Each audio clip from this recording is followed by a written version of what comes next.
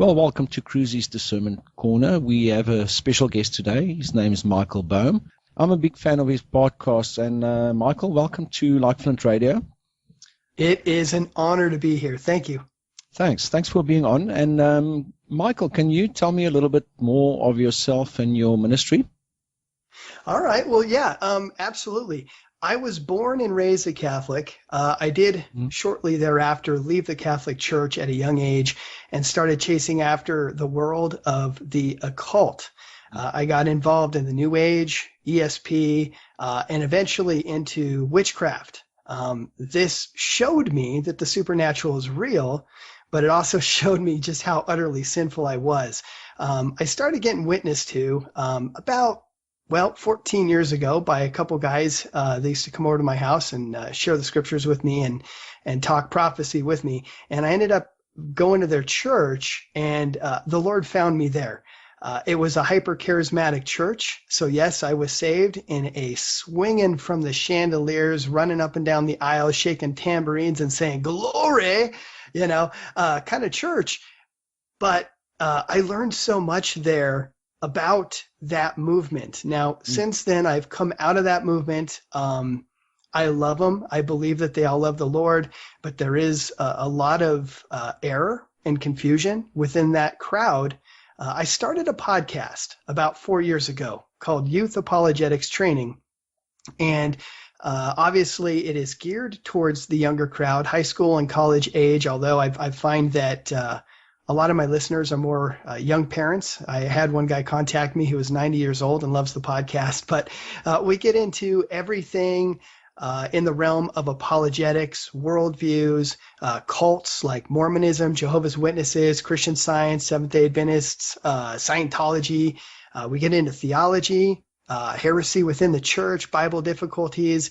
Also, creation and evolution. I love that topic. That's actually one of my favorite topics. We also get into a lot of occult type topics as well, because I come from that realm.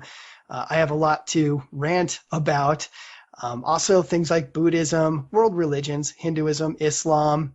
So, yeah, it's been a fun ride, 4 years now and going strong. It's just been a tremendous blessing. Yeah, and you've, I think the last time I checked on sermon audio, you've now got 637, if I'm right, or close to that, audios? Somewhere in there, yeah, there's quite a few of them. Keeping tabs. And I think you've pretty much covered all the subjects that we can possibly as Christians cover. That's where I found your audios, and I listened to every single one of them. I might be about 2 or 3 behind. And I found it very informative and uplifting. Could you just give us your website address as well? It is youthapologeticstraining.com. The future site, I am going to be changing the ministry's name before too long, and that's going to be answerreadyministries.com. The website is already begun, although it's still in its infancy. Okay. ARM, Answer Ready Ministries, arm yourself with the truth. Kind of fun. Very clever. Yeah, but I can't take credit for that. One of my friends brought that to my attention. I thought, wow, that's really good. But youthapologeticstraining.com. Okay, that's awesome. What I thought we'd do tonight, I'm planning to do a bit of a series on tongues, modern day speaking tongues. And what I thought, we'll just do a brief chat on modern day tongues. Now, a lot of people would know that I do not believe that what we see at the moment in our churches in modern day tongues, I do not believe that is the same as the tongues we saw in the Bible in Acts 2. And there are major differences. Now, there might be, I believe there might be a possibility that there is still the gift somewhere, but I haven't seen any evidence of it yet. And I was just wondering if you can give us a brief overview of, do you believe the gift still exists today? And why would you maybe think the gift is also maybe not the same as in the Bible? Okay. All right. Well, coming from the hyper-charismatic church, I got to experience this firsthand over and over and over. In fact, there's somewhat of a mentality of if you don't speak in tongues, you might not be saved in these circles. And what I noticed is that, and this was actually something that really bothered me, it was a random stringing together of syllables scrunched together in what sounded like a sentence and had the cadence or rhythm that you might expect if it was a real language. But when you listen to one person speak in their tongue, quote unquote, you would find that it's basically the same sentence repeated over and over and over. If they're a beginner tongue speaker, it's always the same sentence. If they're a long time experienced tongue speaker, they might have up to a paragraph worth of content, but it's always recycled over and over and over. Now, if you're in a church where they try to get an interpretation out of you, they demand, hey, if you're going to speak in tongues, you have to have an interpretation. You'll find that somebody can go up, speak in a tongue, and somebody else will jump up and give like a 5-minute interpretation as if it's word for word straight from God, even though that person only spoke a couple sentences in their tongue. Exactly. But if you wait a couple weeks, that same person will say the same exact thing in that same tongue, and somebody else will stand up and give a completely different interpretation. It's very discouraging, honestly. But what I wanted to do is find out what are tongues, because in the hyper-charismatic church, you're finding that for the most part, they give you this feeling of it's more of a personal prayer language, or perhaps it might be an angelic tongue, right? Yes. Well, the only place in the Bible where it really defines what tongues are, and does very well actually, is Acts chapter 2. And we have the situation starting in chapter 2 of Acts, verse 5. It says, "And there were dwelling at Jerusalem Jews, devout men, out of every nation under heaven. And now this was noised abroad. The multitude came together and were confounded, because that every man heard them speak in his own language." And so here we have the situation where during Pentecost, there were Jews coming from all these different regions, and they all spoke different languages. And they're looking at these apostles, and they're speaking in these tongues, and they're understanding. The people from these different regions are understanding the apostles speaking, but in their own language. Okay. In fact, every man heard them speak in his own language. That word language is dialectos, where we get the word dialect. Okay. And verse 7, they were all amazed and marveled, saying one to another, "Behold, are not all these which speak Galileans? And how hear we every man in our own tongue wherein we were born?" And then I love Luke, the writer of the book of Acts. He is so thorough, and he goes through a whole list of different regions, just in case you might think it was an angelic tongue or a personal prayer language. Luke doesn't leave you any room to move. He says Parthians and Medes and Elamites and the dwellers in Mesopotamia and in Judea and Cappadocia and in Pontus and Asia and Phrygia and Pamphylia in Egypt. And he just goes on and on and on. He lists all these different regions where these languages are spoke, where these people are hearing their own language coming through. Now, when you look up that word tongues in the Greek, it's actually glossa. So every once in a while, you might hear somebody use $1 million theological term, glossolalia. That's just a big word for tongues. And it simply means a language, a world language.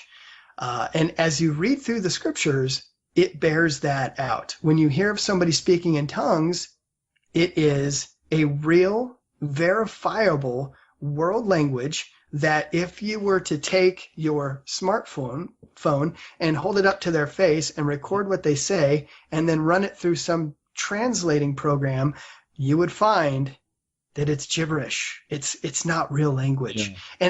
And I don't mean to be offensive, and I apologize to anybody who's listening who this is the first time being exposed to this, but these are not real languages. Pentecostals believed, the early church did believe that this was real world languages. And Pentecostals received a really rude awakening when they went on mission trips, expecting that they would be able to speak in the tongue of that region, and they get there and find that everybody is still hearing gibberish. Yes. And that's when the Pentecostals and the more hyper-charismatic movement had to retreat to a new position, that it must be tongues of angels or perhaps a personal prayer language. Additional to that, linguists have analyzed tongues in many different instances, and they've come out with the same conclusion as I have. I mean, gosh, if you just record what they're saying and pass it through a translator, you're going to find that there's nothing there. But linguists have gone ahead and studied many different famous preachers who claim to be able to speak in tongues, and have found that there is nothing. There's really no content there. It really is just stringing together syllables. I think that was William Samarin, I think, wrote a whole big book about it, if I'm not mistaken. You're absolutely correct. One of the linguists that had a look into this. But if I can just quickly interrupt you for a second there, when you were talking about the Luke passage, there's two things that struck me immediately. Number one, it was immediate. They did not have to practice it. They just started speaking in it. There was no practicing or anything like that. And the second thing is the reason why they were doing it. They were speaking of the great works of God. They were basically giving almost a gospel message in a way. What we see today is it's not really doing that. It's not the same purpose. It's basically for yourself. Exactly. And again, I don't mean to be offensive, but according to how it's described in, for example, 1 Corinthians chapter 13, where we have this amazing chapter on love and our motivations for these things. And we find that these gifts, the real motivation is to glorify God. It's not for us. See, when these apostles spoke in tongues on that day of Pentecost, what was happening? What was happening there was God was putting his stamp of approval on their message. See, right then at that time, the Jewish world was being rocked. They expected a Messiah that was going to come, pull out a sword, and whoop up on the Romans. And that didn't happen. Yes. And this supposed Messiah ended up getting crucified. So they're all bent out of shape thinking, okay, you guys are crazy. And then the apostles come on the scene, these guys who are unlearned men, most of them, and they come out speaking just elegantly, full of knowledge, and they're speaking in languages they've never learned. And it's almost like God was putting a stamp on what they're saying and saying, see, this is my message. This is my gospel. Furthermore, they were able then to communicate the gospel to those who spoke other languages. So now these people go back to their various villages, regions, and whatever, and they say, you would not believe what happened when we were in Jerusalem during Pentecost. And they have a story to tell now. They now can share the gospel because they've heard it in their own language. And ultimately, it's to glorify God, not man. And when you go into these hyper-charismatic churches, a lot of times it's about the man. It's about the quote-unquote prophet who is heading the congregation, and he wants to put emphasis on himself. And so it's, look at me, I can heal people, I can prophesy, and yes, I can speak in tongues. And then all the people within the congregation, it's very difficult to fake a healing. The hyper-charismatic church does it all the time.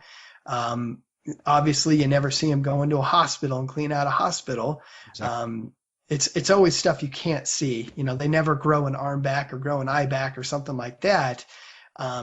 It's also very difficult to fake a prophecy, but anybody can fake it until you make it when it comes to tongues. You just start practicing random syllables, and pretty soon you can get pretty good at it. So they do supposedly raise people from the dead now. And there was actually a guy that I linked his story on Facebook a while ago. I think he was charging $500 per resurrection. So Oh, it was getting a bit crazy. But just back on the story, just the interesting note there. The tongues was actually sort of a fulfillment